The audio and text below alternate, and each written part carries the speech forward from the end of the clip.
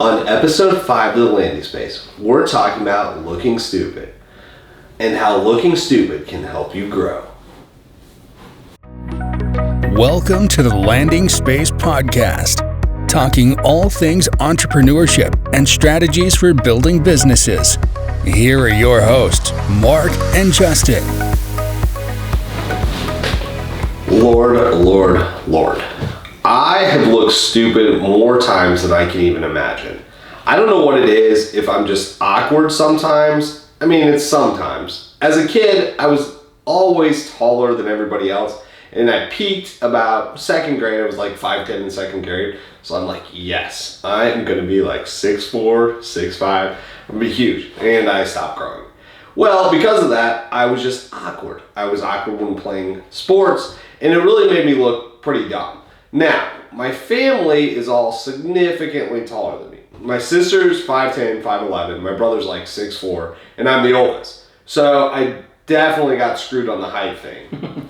But that's nor here nor there. It's one of those things. But I'm accustomed to looking stupid and awkward because it happened to me at a young age. Now, when I got my real estate license, I had no idea what I didn't know or what I could do or anything like that. And I jumped full force into it. My first client coming out of real estate school was like a week in to me having my license, which is really not normal. I hadn't gone through any of the training at the firm I was at. I hadn't learned anything other than just the book knowledge that I acquired at the time that I got my license, which doesn't teach you anything about actually selling real estate. It teaches you how to make sure that you don't go to jail or get in trouble, right, and don't screw something up that causes the firm to get in trouble. It's basically a big FYI of making sure that you understand the rules, application, what you do, but it doesn't teach you how to sell. In order to make money in real estate, you have to learn how to sell.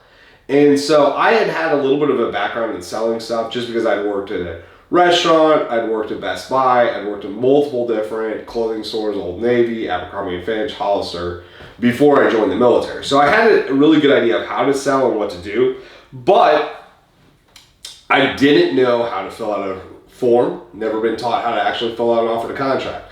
So I have a client, showing him houses. I didn't even know how to get into the house, let alone how to use the dial to even unlock the door. I hadn't used a spin dial since I was in high school, and that was like 18 years old, and I'm like 27 at this time, or 28. Right, oh yeah, turn, go back. I couldn't remember how to do it. And so like I'm sitting at this door trying to figure out how to do it. Well, thank the Lord that my client at the time was a football coach at the high school. He was a history teacher. He knew how to use a dial. I know. I'm not supposed to give out the code, but I didn't know how to get in. And it was one of those things. And we're good. I mean, this was 10 years ago at this point. So I don't think he's going to steal the house. And he ended up buying the one that we couldn't get into. So that worked out well. But there's an example of, I'm looking stupid. I'm sitting here in front of this door trying to figure out how to turn this dial to get this guy in the house. And I can't even figure out how to get him in the house. Well, we get in the house. He likes the house. Now I've got to figure out how to write up an offer to purchase. I don't know how to write up an offer to purchase. I don't know who to ask to learn to write up an offer to purchase. Right. I've never done it. So I call my broker in charge, which she's the person that's in charge of the real estate, in charge of all new agents, and try to get her on the phone to show me how to write up this offer. She doesn't answer. It's Saturday night. Of course she doesn't answer. Who's answering a phone call from a provisional broker that just joined the firm like a week ago and thinking that he actually needs something? Well, I actually needed something.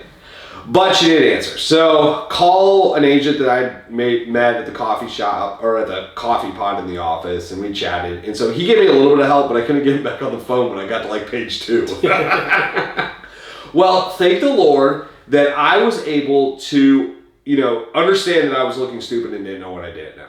And so I reached out to a lender that I was friends with that lived down the street from me, and he actually brought a contract.